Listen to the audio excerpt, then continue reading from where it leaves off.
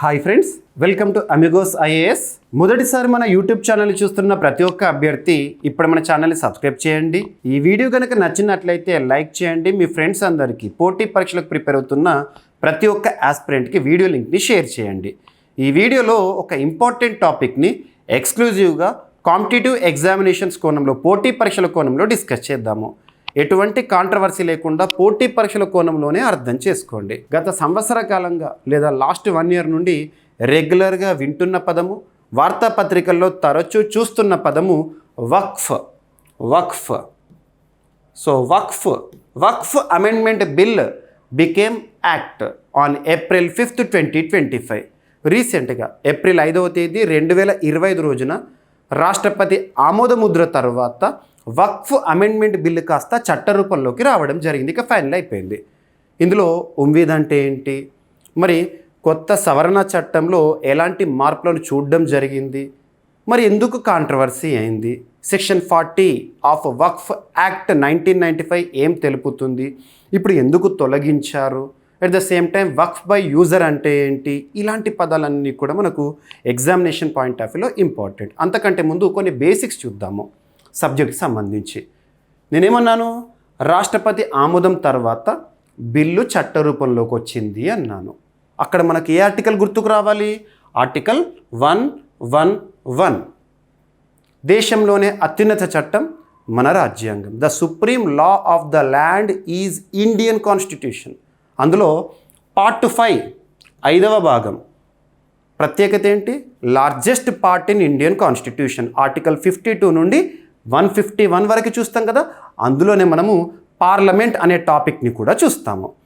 అందులో భాగంగా ఆర్టికల్ 111 ఏం తెలుపుతుంది అంటే, ఒక బిల్లు చట్ట రూపంలోకి ఎప్పుడు వస్తుంది అంటే రాష్ట్రపతి ఆమోదం తెలిపితేనే. ఇక్కడ ఉభయ సభలు అంటే పార్లమెంట్, మనకు పార్లమెంట్లో బైకామరలిజం ఉంది. బైకామరల్స్ అంటే ఏంటి, 2 houses. పార్లమెంట్లో లోక్సభ, రాజ్యసభ, 2 సభలు ఉన్నాయి కదా. ఏదైనా ఒక బిల్లు, ఒక తీర్మానాన్ని సభలో ప్రవేశపెట్టిన తర్వాత 2 సభల్లో ఆమోదం తెలపబడిన తర్వాత రాష్ట్రపతి వద్దకు వస్తుంది కదా. అప్పటి వరకు కూడా అది బిల్లే. రాష్ట్రపతి ఆమోదం తెలిపితేనే ఆ బిల్లు చట్ట రూపంలోకి వస్తుంది. గుర్తుపెట్టుకోండి. ఈ ప్రాసెస్ అంతా అయిపోయింది వక్ఫ్కి సంబంధించి, వక్ఫ్ అమెండ్మెంట్ బిల్లుకి సంబంధించి. ఇక చట్ట రూపంలోకి వచ్చింది. అఫీషియల్గా గెజిట్ని కూడా చూడడం జరిగింది మనం April 5th, 2025 డేట్తో. ఓకేనా. సో ఆర్టికల్ 111 లింక్ చేసుకోండి.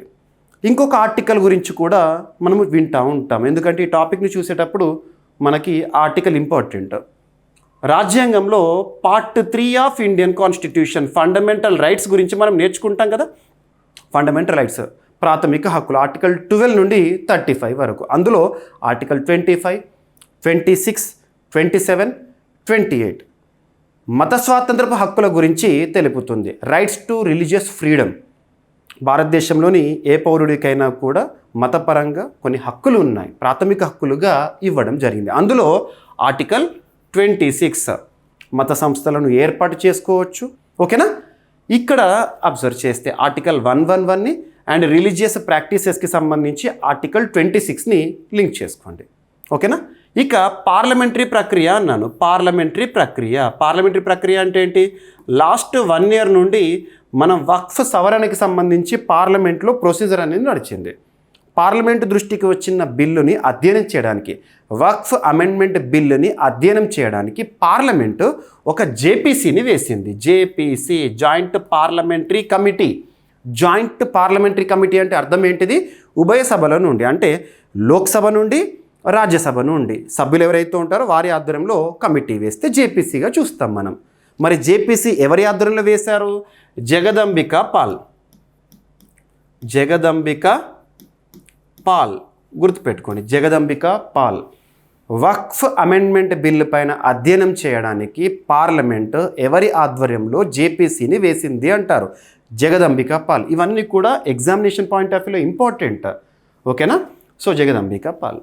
సో ఇది పార్లమెంటరీ ప్రక్రియలో భాగంగా మనం అర్థం చేసుకోవచ్చు. రీసెంట్గా రాజ్యసభ, లోక్సభ 2 సభల ఆమోదం తర్వాత రాష్ట్రపతి వరకు వచ్చింది. సో ఇక్కడ రాష్ట్రపతి ఆమోదం మేరకి చట్ట రూపంలోకి వచ్చింది. ఫస్ట్ ఆఫ్ ఆల్ వక్ఫ్ అంటే ఏంటి, డొనేటెడ్ ప్రాపర్టీ. డొనేటెడ్ ప్రాపర్టీ గుర్తుపెట్టుకోండి. డొనేటెడ్ ప్రాపర్టీ అంటే ఏంటి? సింపుల్గా చెప్పాలంటే దానం చేసేది ఏదైనా కూడా వక్ఫ్ కిందికి వస్తుంది.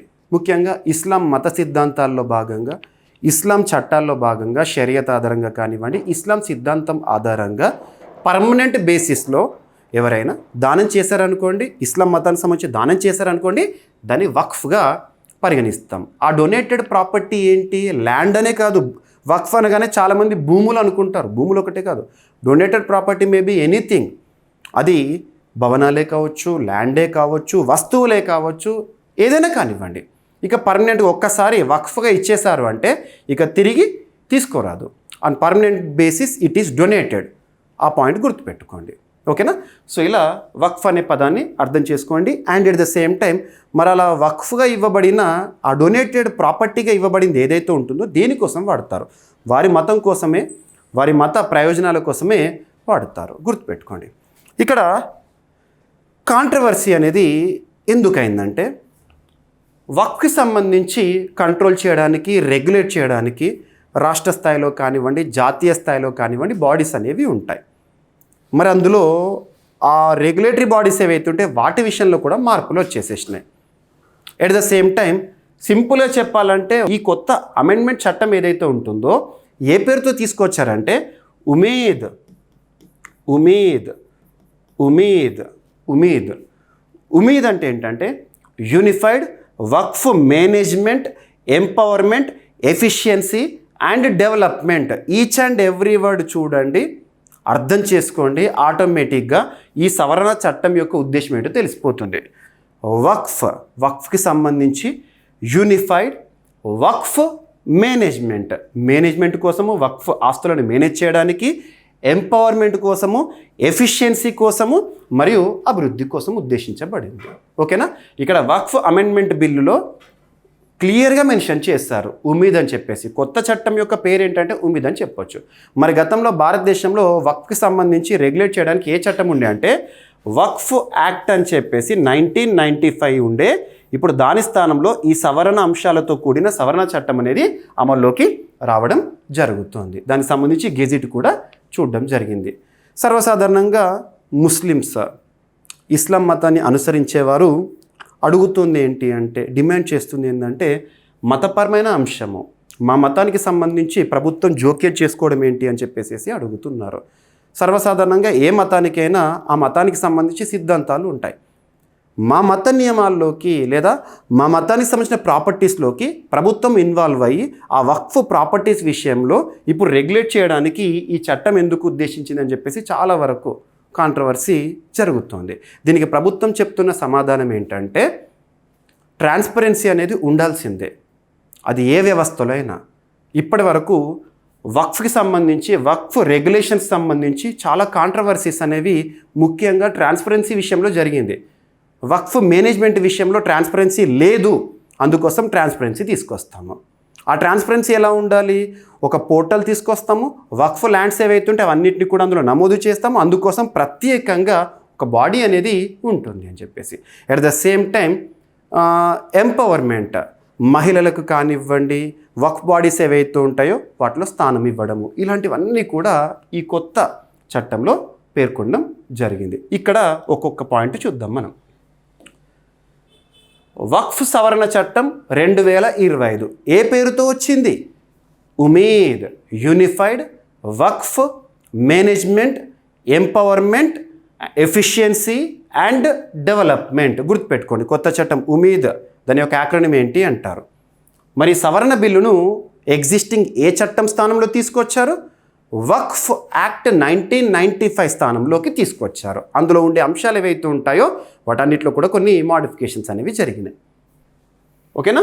సరిదిద్దడానికి ఇప్పుడు వక్ఫ్ చట్టం ఆల్రెడీ ఎగ్జిస్టింగ్ చట్టం ఏదైతే ఉంటుందో అందులో చాలా లోపాలు ఉన్నాయి, వాటిని సరిదిద్దడానికే ఈ కొత్త సవరణ బిల్లుని తీసుకొచ్చామని చెప్పేసి కేంద్ర ప్రభుత్వం చెప్పడం జరిగింది. ఓకేనా? మారుతున్న కాలానికి అనుగుణంగా వ్యవస్థల్లో మార్పులు రావాలి, చట్టాల్లో కూడా మార్పులు రావాలి. అందులో భాగంగానే ఈ చట్టంలో కూడా ఇటీవల చాలా వరకు వింటున్నాం, ట్రాన్స్పరెన్సీ లేదని చెప్పేసి, వక్ఫ్ ల్యాండ్స్ విషయంలో మేనేజ్మెంట్ లేదని చెప్పేసి, అండ్ వక్ఫ్ బై యూజర్ అనేది దుర్వినియోగం అయిపోతుందని, సెక్షన్ 40ని దుర్వినియోగం చేస్తున్నారని చెప్పేసి మనం కంప్లైంట్స్ రూపంలో చూస్తున్నాము.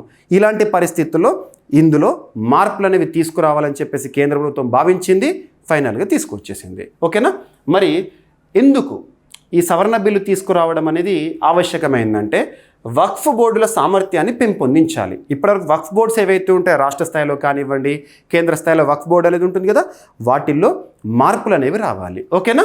సామర్థ్యాన్ని పెంచాలి. వక్ఫ్ నిర్వచనాలను నవీకరించడం లేదా ఆధునీకరించడం. ఇందుకు చూసాం కదా, unified Waqf management, empowerment, efficiency and development, ఇలాంటి పదాలు ఏవైతే ఉంటే కొత్తగా చూస్తున్నాం. అండ్ నమోదు ప్రక్రియలో సాంకేతికతను ఇంటిగ్రేట్ చేయడము. సో గతంలో సాంకేతికత అనేది కొరవడింది. ఇప్పుడు మారుతున్న కాలానికి అనుగుణంగా ప్రపంచమంతా కూడా ప్రస్తుతం ఆర్టిఫిషియల్ ఇంటెలిజెన్స్ వైపు పయనిస్తోంది, టెక్నాలజీ వైపు అడుగులు వేస్తోంది. మరి మారుతున్న కాలానికి అనుగుణంగా ఇక్కడ కూడా మార్పు రావాలి కదా. టెక్నాలజీ బేసిస్గా వక్ఫ్ ప్రాపర్టీ ఏదైతే ఉంటుందో వాటిని అడ్మినిస్టర్ చేయడానికి, రిజిస్టర్ చేయడానికి, పోర్టల్లో నమోదు చేయడానికి ప్రత్యేకంగా సాంకేతికతను కూడా తీసుకొస్తున్నామని కేంద్ర ప్రభుత్వం చెప్పింది. ఇక వక్ఫ్ ఏదైతే ఉంటుందో, ముస్లిం వక్ఫ్ చట్టం రద్దు బిల్లు 2025 1923 చట్టాన్ని రద్దు చేస్తుంది. ఇది వక్ఫ్ ఆస్తుల నిర్వహణలో ఏకరూపతను తీసుకొస్తుంది. ఇక వక్ఫ్ మేనేజ్మెంట్, వక్ఫ్ ప్రాపర్టీస్ ఉంటాయి కదా, వాటన్నిటిలో కూడా యూనిఫామిటీ తీసుకురావడానికి ఈ బిల్ అనేది ఉద్దేశించబడిందంట. పారదర్శకతను పెంచుతుంది. ఇది బిల్లుగా ప్రవేశపెట్టినప్పుడు, పార్లమెంట్లో ప్రవేశపెట్టినప్పుడు ప్రభుత్వం చెప్పిన సమాధానం. ఇక ప్రస్తుతం కేంద్రంలో మైనార్టీ అఫైర్స్ మినిస్టర్గా ఎవరు విధులు నిర్వర్తిస్తున్నారంటే కిరణ్ రిజిజు గారు. గుర్తుపెట్టుకోండి. వక్ఫ్ సవరణ బిల్లు 2025 ఇది ఉమీద్ బిల్లు పేరుతో రావడం జరిగింది. భారతదేశంలో వక్ఫ్ ఆస్తుల నిర్వహణ మరియు పరిపాలన పారదర్శకత, సామర్థ్యం మరియు జవాబుదారీతనాన్ని మెరుగుపరచడానికి రూపొందించబడింది. ఈ బిల్లు 1995 వక్ఫ్ చట్టాన్ని సవరించడం కోసం ఉద్దేశించబడింది. ఏప్రిల్ 5న రాష్ట్రపతి గారి ఆమోదంతో బిల్లు కాస్త చట్ట రూపంలోకి రావడం జరిగింది. గెజిట్ని కూడా అఫీషియల్గా చూస్తాము. ఓకేనా? ఇక వక్ఫ్ ఆస్తి అంటే ఏంటి, వక్ఫ్ ప్రాపర్టీ అంటే ఏంటి? ఇందాక చెప్పాను కదా, donated property, that may be anything, land, building or anything.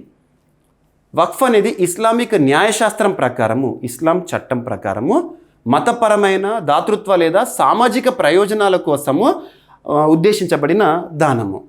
ఈ ఆస్తి యాజమాన్యం దేవునికి చెందినదిగా పరిగణించబడుతుంది. ఇక మరి ఆ డొనేట్ చేసిన ప్రాపర్టీ ఉంటుంది కదా, ఆ ప్రాపర్టీ ఏదైతే ఉంటుందో ఇక పర్మనెంట్ బేసిస్ దేవుడి పేరునే, దానికి ఓనర్ ఎవరంటే ఇక అల్లాని అని చెప్పేసి భావిస్తూ ఉంటారు. ఓకేనా? మరియు దాని ఆదాయం నిర్దిష్ట ప్రయోజనాల కోసం ఉపయోగించబడుతుంది. నిర్దిష్ట ప్రయోజనాల కోసం అంటే ఏంటి? ముస్లిమ్స్ కోసము, వారి ప్రత్యేకంగా వారి అభివృద్ధి కోసం మాత్రమే ఉద్దేశించబడుతుంది. ఓకేనా? ఇలా వక్ఫ్ని మనం అర్థం చేసుకోవచ్చు. కామన్గా మన భారతదేశంలో ఏ మతానికైనా కూడా మత సిద్ధాంతాలు అనేవి ఉంటాయి. ఇస్లాం మత సిద్ధాంతాలు 5 ఉంటాయి. ఇస్లాం మత సిద్ధాంతాలు 5. అందులో ఫస్ట్ సిద్ధాంతం Allah is the only god, అల్లాని మాత్రమే వాళ్ళు ప్రే చేస్తారు, Allah is the only god. Second వచ్చేసి రోజుకు 5 సార్లు ప్రేయర్, నమాజ్ చేస్తారు. 5 సార్లు అసర్, ఫజర్, దుహర్, మకరీబ్, ఇషా అని చెప్పేసేసి. సో 5 సార్లు ప్రేయర్కి ఒక్కొక్క పేరు ఉంటుంది. ఓకేనా? ఆ సమయాన్ని పాటిస్తూ ఉంటారు. నెక్స్ట్ జకత్, జకత్ అంటే దానగుణము. ఫోర్త్ వచ్చేసి పవిత్ర రంజాన్ మాసంలో ఉపవాసం ఉండడము. ఫిఫ్త్ వచ్చేసేసి జీవితంలో ఒక్కసారైనా కూడా కాబాని దర్శించుకోవడము. ఈ 5 సిద్ధాంతాలు కూడా ఇస్లాం మత సిద్ధాంతాలుగా చూస్తాం. మనము సొసైటీ సోషియాలజీకి సంబంధించి మనం నేర్చుకుంటూ ఉంటాము. సింపుల్గా చెప్పాలంటే జకత్ దానగుణం అంటాం కదా, సో దానగుణం గుర్తుపెట్టుకోండి.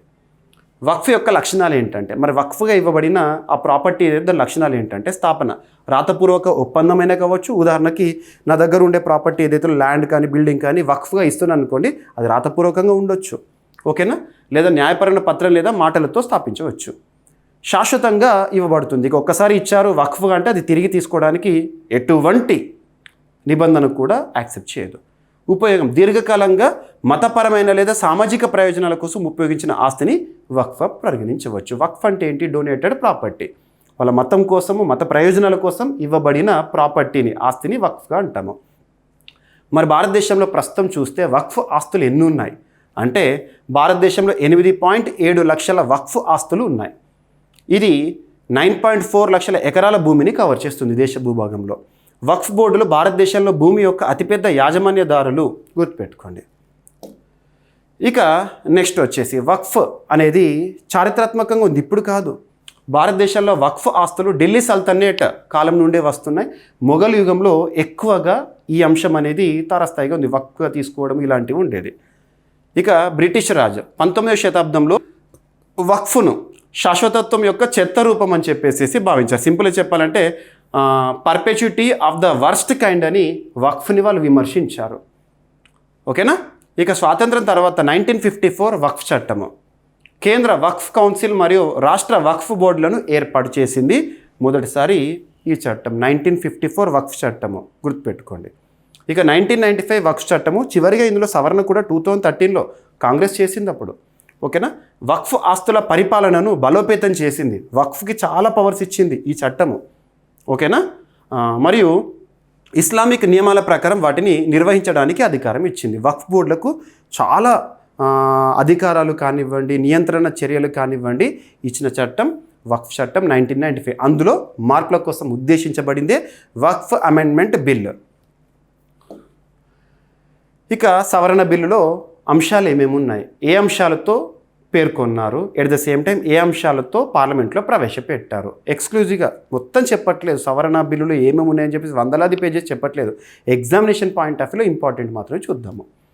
పేరు మార్పు మరియు లక్ష్యాలు. గతంలో వక్ఫ్ చట్టం అన్నాం కదా, ఇప్పుడు చట్టం పేరునే మార్చేసాము. ఎలా వచ్చింది? Unified Waqf management empowerment efficiency and development పేరుగా రావడం జరిగింది. ఓకేనా, గుర్తుపెట్టుకోండి. పేరు మార్పు, చట్టం పేరు మార్పు. వక్ఫ్ చట్టం ఉండే కదా, ఇప్పుడు ఉమీద్. లక్ష్యం ఏంటి? అసలు కొత్తగా ఈ సవరణ చట్టం యొక్క ఉద్దేశం ఏంటంటే వక్ఫ్ ఆస్తుల నిర్వహణలో డిజిటల్ పరివర్తన. సో టెక్నాలజీని వక్ఫ్ మేనేజ్మెంట్ విషయంలో ఇంపోజ్ చేయడము, ఆ ప్రాపర్టీస్ని రిజిస్టర్ చేయడము, ఆన్లైన్లో వాటిని చూపించడము, పోర్టల్ని ఏర్పాటు చేయడం, ఇవన్నీ కూడా చెప్పారు. అతిక్రమణలు మరియు అన్యాయమైన బదిలీలను నిర్వహించడం. చాలా వరకు కొన్ని ప్రాంతాల్లో వక్ఫ్ ల్యాండ్స్ ఏవైతే ఉంటాయో మనము చాలా వరకు వింటూ ఉంటాము. కొన్ని హిందూ ప్రదేశాలను వక్ఫ్గా ప్రకటించడమని ఒకానొక సర్వేలలో రీసోర్సెస్లో కూడా చూసే ఉంటారు. తాజ్మహల్ ఏదైతే ఉంటుందో అది కూడా వక్ఫ్ ప్రాపర్టీ అని చెప్పేసి. తమిళనాడు లాంటి కొన్ని రాష్ట్రాల్లో కొన్ని హిందూ టెంపుల్స్ ఏవైతే ఉంటే అవి కూడా వక్ఫ్ ల్యాండ్సే అని చెప్పేసి ఇటువంటి వివాదం అనేది నడుస్తుంది. వీటన్నిటికీ పరిష్కారం వెతికేందుకే ఈ చట్టం అని కూడా మనం చూడొచ్చు. సామాజిక సంక్షేమం కోసము వక్ఫ్ ఆదాయాన్ని ప్రభావవంతంగా ఉపయోగించుకోవడము. ఎవ్రీథింగ్ ఆడిట్ అనేది ఉంటుంది. ఇక మీదట వక్ఫ్ విషయంలో, వక్ఫ్ మేనేజ్మెంట్ విషయంలో ఆడిటింగ్ని కూడా తీసుకొస్తున్నారు. ట్రాన్స్పరెన్సీ అనేది ఇక్కడ కీ రోల్. ఓకేనా. ఇక ముఖ్యమైన సవరణలు ఏమేమి ఉన్నాయంటే ముస్లిమేతర ప్రాతినిధ్యం. గతంలో వక్ఫ్ బాడీస్ ఏవైతే ఉంటాయో అందులో ముస్లిం మెంబర్స్ మాత్రమే ఉండేవాళ్ళు. ఇప్పుడు కొత్తగా ముస్లిమేతరులకు కూడా సభ్యత్వం ఇచ్చారు. ఓకేనా. సో కేంద్ర మరియు రాష్ట్ర వక్ఫ్ బోర్డులలో ముస్లిమేతర సభ్యులను నియమించడం. కేంద్ర రాష్ట్ర వక్ఫ్ బోర్డ్స్ ఉంటాయి కదా, ఈ వక్ఫ్ ల్యాండ్స్ అన్నింటినీ కూడా రెగ్యులేట్ చేయడానికి. అందులో అంతకుముందు ముస్లిమ్సే ఉండేవారు, ఇప్పుడు ముస్లిమేతరులను, నాన్ ముస్లిమ్స్ని కూడా తీసుకోవాల్సిందే. ఓకేనా. ఇది వరకు సింపుల్గా చెప్పాలంటే ఇది ఒక కాంట్రవర్సీకి దారితీసింది. వక్ఫ్ బై యూజర్ నిబంధనను తొలగించారు. గతంలో వక్ఫ్ బై యూజర్ అనేది ఎంత పవర్ఫుల్ అంటే వాళ్ళు ఏవైతే ప్రకటిస్తారో ఇక దాన్ని ఛాలెంజ్ చేయాలనుకుంటే వక్ఫ్ ట్రిబ్యునల్ ఏదైతే తీర్పిస్తుందో దాన్ని ఏ న్యాయస్థానం కూడా ప్రశ్నించరాదు.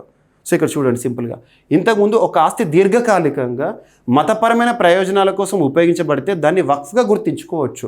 ఇస్లాం మత పర్పస్లో, మత ప్రయోజనాల కోసం ఏదైనా ల్యాండ్ వాళ్ళు యూజ్ చేసుకుంటున్నారంటే, కొంతకాలంగా దీర్ఘకాలికంగా యూజ్ చేస్తున్నారంటే ఇక అది వక్ఫ్ అయిపోతుంది అని చెప్పేసి ఒక నిబంధన. వక్ఫ్ బై యూజర్ దీర్ఘకాలంగా 10 ఏళ్ళు 12 ఏళ్ళు ఒక ప్రాపర్టీని వాళ్ళ మత ప్రయోజనాల కోసం యూజ్ చేస్తున్నట్టు అది వక్ఫ్గా ప్రకటించుకోవచ్చు వారు. ఓకేనా. దీని విషయంలో వివాదం చెలరేగితే దాన్ని ట్రిబ్యునల్కి వెళ్ళారనుకోండి, ట్రిబ్యునల్ పరిష్కారం కోసము వెళ్తే ఆ ట్రిబ్యునల్ ఇచ్చే తీర్పు ఏదైతే ఉంటుందో దట్ ఈజ్ అల్టిమేట్. ఏ న్యాయస్థానంలో కూడా ప్రశ్నించారు. అది ఇప్పుడు ఆ ట్రిబ్యునల్ స్థానంలో మార్పులు కూడా వచ్చేసినాయి. ఇక సెక్షన్ 40ని రద్దు చేసింది కొత్త అమెండ్మెంట్ బిల్లు. ఈ నిబంధన వక్ఫ్ బోర్డుకు ఏదైనా ఆస్తిని వక్ఫ్గా ప్రకటించే అధికారం ఇచ్చింది. ఇది ఇప్పుడు రద్దు చేయబడింది. సింపుల్గా చెప్పాలంటే సెక్షన్ 40 మొత్తాన్ని కూడా రద్దు చేయడం జరిగింది. ఇక ట్రస్ట్ల మినహాయింపు. ముస్లిం వ్యక్తులు స్థాపించిన ట్రస్టులు వక్ఫ్ నియమాలకు లోబడవంట. వక్ఫ్ కోసం అర్హత. ఇప్పుడు అంతకుముందు ఎలా ఉందంటే ఎవరైనా సరే వక్ఫ్గా ఇవ్వచ్చు ఒక ప్రాపర్టీని అని చెప్పేసి ఉంటుంది. ఇప్పుడు మాత్రం వక్ఫ్గా దానం చేయాలన్నా, డొనేటెడ్ ప్రాపర్టీ ఇవ్వాలన్నా కూడా 5 సంవత్సరాల ప్రాక్టీసింగ్ ముస్లిం ఉండాలి అని చెప్పేసి ఒక నిబంధనని చేర్చారు. 5 years మినిమం. 5 సంవత్సరాల పాటు ముస్లిం మతాన్ని అనుసరించే వ్యక్తులు మాత్రమే ఆస్తిని వక్ఫ్కి దానం చేయొచ్చు. షెడ్యూల్ ప్రాంతాల రక్షణ. షెడ్యూల్ 5, షెడ్యూల్ 6 ప్రాంతాలు అంటే ఏజెన్సీ ఏరియాస్ ఉంటాయి కదా మనకి. షెడ్యూల్ 5 ఏరియాస్ ఏవైతే ఉంటాయో అవి షెడ్యూల్ ఏరియాస్, ఓకేనా. ఆ ప్రాంతాల్లో వక్ఫ్ ఆస్తులను స్థాపించడాన్ని నిషేధించింది. ఎందుకంటే మనకు గిరిజనులు, ఆదివాసీలు అంటారు, వారు నివసించే ప్రాంతాలు ఏవైతే ఉంటే సింపుల్గా వాళ్ళు ప్రకృతి రక్షకులుగా పనిచేస్తారు. ఒకప్పుడు ఆ ప్రాంతాలని కూడా వక్ఫ్గా ప్రకటించే అవకాశం ఉండేది. ఇప్పుడు కొత్త సవరణ చట్టం ప్రకారము ఆదివాసీలు, ట్రైబల్స్ నివసించే ప్రాంతాలను రక్షించడం అనేది ఇందులో ఇంపార్టెంట్గా చూడవచ్చు. వాటిని వక్ఫ్గా ప్రకటించడానికి ఒప్పుకోము చట్టం అని చెప్పేసి చెప్పారు. ఇక ఆర్థిక సంస్కరణలు. సో ఇక్కడ చూస్తే వక్ఫ్ సంస్థలు వక్ఫ్ బోర్డుకు చెల్లించే ఖర్చును 7% నుంచి 5% తగ్గించింది. సో తగ్గించారు ఈ విషయం. సంవత్సరానికి ₹1,00,000 కంటే ఎక్కువ ఆదాయం ఉన్న వక్ఫ్ సంస్థలకు ఆడిటింగ్ తప్పనిసరి. సో ట్రాన్స్పరెన్సీ, ఎఫిషియన్సీ అనేది ఇక్కడ ఉంది కదా, ఉమీదులో ఎఫిషియన్సీ. సో ఏదైనా వక్ఫ్ ప్రాపర్టీ విషయంలో దానికి ఆదాయం ఏదైతే ఉంటుందో ₹1,00,000 కంటే ఎక్కువ ఆదాయం ఉన్న వక్ఫ్ సంస్థలను ఆడిటింగ్ చేయాల్సింది ఇప్పుడు మీద మ్యాండేటరీ ఆడిటింగ్ అనేది. వివాదాల పరిష్కారం. ప్రభుత్వ భూములపై వక్ఫ్ దావాలను కలెక్టర్ కంటే ఎక్కువ ర్యాంకు ఉన్న అధికారి పరిశీలిస్తాడు. వక్ఫ్ ట్రిబ్యునల్ నిర్ణయాలకు హైకోర్టుకు అప్పీల్ చేసుకోవడానికి అనుమతి ఇవ్వబడింది. గతంలో వక్ఫ్ ట్రిబ్యునల్ ఇచ్చే తీర్పు అంతటితో అంతిమం. దాన్ని ఎక్కడ కూడా ఛాలెంజ్ చేయరాదు. ఇప్పుడు చూడండి ప్రభుత్వం యొక్క పాత్ర. సింపుల్గా చెప్పాలంటే వక్ఫ్ మేనేజ్మెంట్ విషయంలో ప్రభుత్వం యొక్క పాత్రను తీసుకొచ్చారు, ఓకేనా. సో ఇక్కడ ఎందుకంటే ట్రాన్స్పరెన్సీ కావాలి. మరి ప్రభుత్వం అనేది అన్ని విషయాల్లో కూడా ఎక్కడైతే కామన్గా ఆర్టికల్ 26లో మతపరమైన సంస్థలు ఎవరైనా స్థాపించుకోవచ్చు, ప్రభుత్వాలు జోక్యం చేసుకోరాదు. కానీ అక్కడ ఏవైనా అవకతవకలు జరిగినా, ప్రాథమిక హక్కుల ఉల్లంఘన జరిగినా, ఏమైనా ఉండే అనుకోండి, అటువంటి సమయంలో ప్రభుత్వం జోక్యం చేసుకుంటుంది. సో ఇప్పుడు అదే జరిగింది, ఓకేనా. ఇక వక్ఫ్ సవరణ బిల్లు 2025 యొక్క ప్రాముఖ్యత ఏంటంటే పారదర్శకతకి ఇంపార్టెన్స్ ఇచ్చారు. డిజిటల్ రికార్డు నిర్వహణ మరియు ఆడిట్ ద్వారా అనుమానాస్పద లావాదేవీలను తగ్గిస్తుంది. సామాజిక సంక్షేమం. వక్ఫ్ ఆదాయాన్ని విద్య, ఆరోగ్యం మరియు పేదల సహాయం కోసం ఉపయోగించడానికి ప్రోత్సహిస్తుంది. మహిళలకు హక్కులు. సో మనకి విడాకులు పొందిన మహిళలు మరియు అనాథ పిల్లల వారసత్వ హక్కులను రక్షిస్తుంది ఈ కొత్త సవరణ చట్టము. ఆదివాసీ హక్కుల రక్షణ. షెడ్యూల్ 5, షెడ్యూల్ 6 ఏరియాస్ ఏవైతే ఉంటాయో వాటిని వక్ఫ్గా ప్రకటించడానికి అవకాశం లేదు కదా, వాళ్ళ హక్కులను కూడా కాపాడుతుంది, ఓకేనా. ఇక విమర్శ. మరి ఎందుకు వివాదాస్పదమైంది వక్ఫ్ అంటే? ఇక్కడ చూడండి, మత స్వాతంత్రంపై ప్రభావం. మనకు దేశంలోనే అత్యున్నత చట్టమైన రాజ్యాంగంలో part 3 of Indian constitution fundamental rights గురించి చెప్తుంది కదా. అందులో ఆర్టికల్ 25, 26, 27, 28 ఏవైతే ఉంటే అందులో 25 మత స్వేచ్ఛ హక్కు, నచ్చిన మతాన్ని స్వీకరించవచ్చు అని చెప్తుంది. 26 మత సంస్థలను స్థాపించుకోవచ్చు. మరి ఇప్పుడు మతపరమైన అంశాల్లో ప్రభుత్వం జోక్యం చేసుకోవడం ఏంటి? ఆర్టికల్ 26 వైలేట్ అవుతుంది కదా, ప్రాథమిక హక్కుల ఉల్లంఘన జరుగుతుంది అని చెప్పేసి వారి వాదన ఒక విమర్శకు దారితీసింది. ఇక ప్రభుత్వ హస్తక్షేపం, ప్రభుత్వం జోక్యం చేసుకోవడము. వక్ఫ్ బోర్డులలో ముస్లిమేతర సభ్యులను నియమించడం ఏంటి? మా ముస్లిం సంబంధించిన ప్రాపర్టీల్లో వాళ్ళ పాత్ర ఏంటి? ముస్లిమేతరులు ఎందుకు అనేది కూడా విమర్శకు దారితీసింది, ఓకేనా. ప్రభుత్వ అధికారులు వివాదాలను పరిష్కరించడం వక్ఫ్ సాయం ప్రతిపత్తిని కోల్పోయే అవకాశం. అంతకుముందు వక్ఫ్ విషయంలో ఏదైనా సమస్య వచ్చిందనుకోండి, వక్ఫ్ సంస్థలకు సంబంధించిన సమస్య వచ్చిందనుకోండి, బోర్డ్సే పరిష్కరించేవి. ఆ బోర్డులో ఉండే వాళ్ళు ఎవరు? ముస్లిమ్సే. వాళ్ళ సమస్యను వాళ్ళే పరిష్కరించేవారు. కానీ ఇప్పుడు ఆ బోర్డులో ముస్లిమేతరులు కూడా వచ్చారు. మా మతపరమైన సంస్థలో ముస్లిమేతరులకు అవకాశం ఇవ్వడం ఏంటి? మా మత స్వేచ్ఛను దెబ్బతీసినట్టుంది. అట్ ద సేమ్ టైం ప్రభుత్వ జోక్యం ఏంటి? మా సంస్థలకు వక్ఫ్ బోర్డుకి స్వయం ప్రతిపత్తి లేకుండా చేశారని చెప్పేసి వివాదానికి దారితీసింది. చారిత్రక వక్ఫ్ ఆస్తులకు ప్రమాదం ఏర్పడే అవకాశం ఉందని కూడా ఒక వాదన ఉంది. వక్ఫ్పై యూజర్ నిబంధనని తొలగించారు కదా. దీర్ఘకాలికంగా ఏదైనా ఒక ల్యాండ్ని వాళ్ళు వక్ఫ్గా యూజ్ చేస్తున్నట్టయితే దాన్ని ఇక పర్మనెంట్ బేసిస్గా వాళ్ళ ప్రయోజనం కోసం వినియోగించుకుంటారు. దీర్ఘకాలికంగా ఉపయోగించుకునేది ఏదైనా కూడా వక్ఫ్గా ప్రకటించుకోవచ్చు, వక్ఫ్ బై యూజర్. సో ఆ నిబంధన తీసేశారు కాబట్టి చారిత్రకంగా మసీదులు మరియు ఇతర మతపరమైన స్థలాలు వక్ఫ్ గుర్తింపును కోల్పోయే ప్రమాదం ఉంది.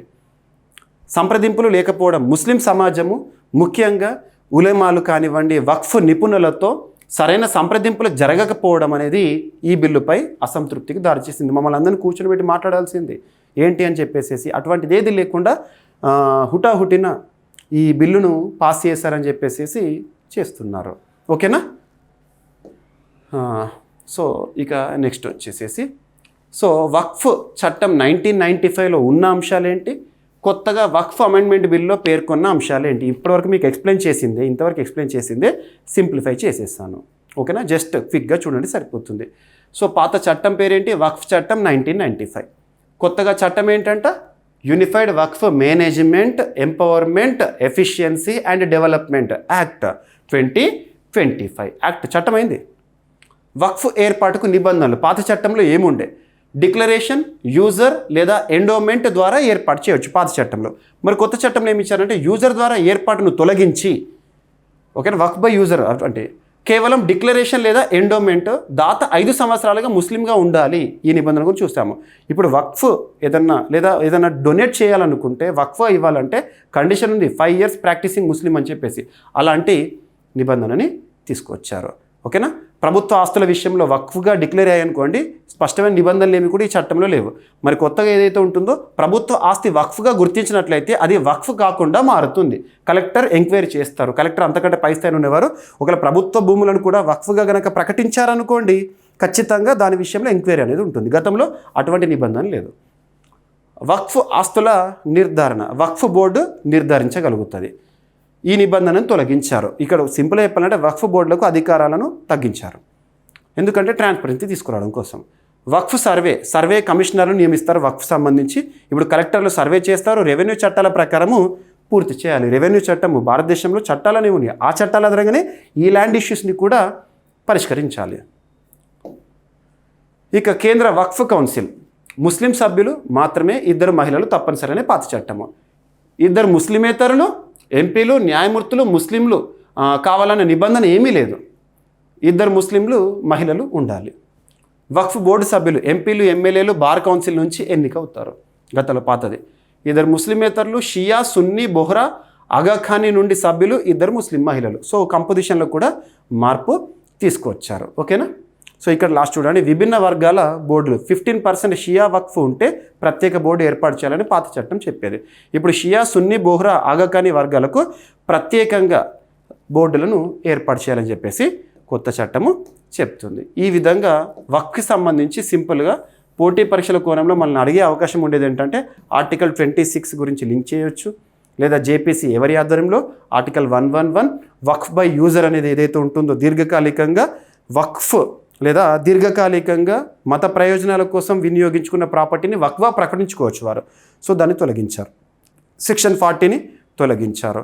అండ్ షెడ్యూల్ ఏరియాస్ ఏవైతే ఉంటే ప్రొటెక్షన్తో కూడుకొని ఉన్నాయి కొత్త చట్టంలో. ఇలాంటి మార్పులను మనం చూస్తే సరిపోతుంది. సో ఎగ్జామినేషన్ పాయింట్ ఆఫ్ వ్యూలో కంప్లీట్గా మనం చూసాము. సో ఇక్కడ అబ్జర్వ్ చేస్తే మతం అనేది భారతదేశంలో చాలా సెన్సిటివ్ ఇష్యూ. అది ఏ మతమైనా సరే, హిందూ మతమైనా, ముస్లిం మతమైనా, క్రిస్టియన్ అయినా, ఎవరైనా సరే మతపరమైన అంశాల విషయంలో చట్టాలు వచ్చినప్పుడు సర్వసాధారణంగా సెన్సిటివ్ ఇష్యూ కాబట్టి కొన్ని కాంట్రవర్సీస్ ఉంటాయి.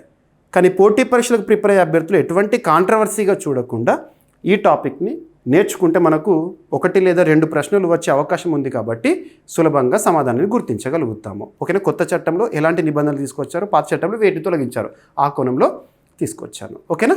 సో వీడియో కనుక నచ్చితే లైక్ చేయండి, మీ ఫ్రెండ్స్ అందరికీ వీడియో లింక్ని షేర్ చేయండి. మరొక వీడియోతో మళ్ళీ కలుద్దాము.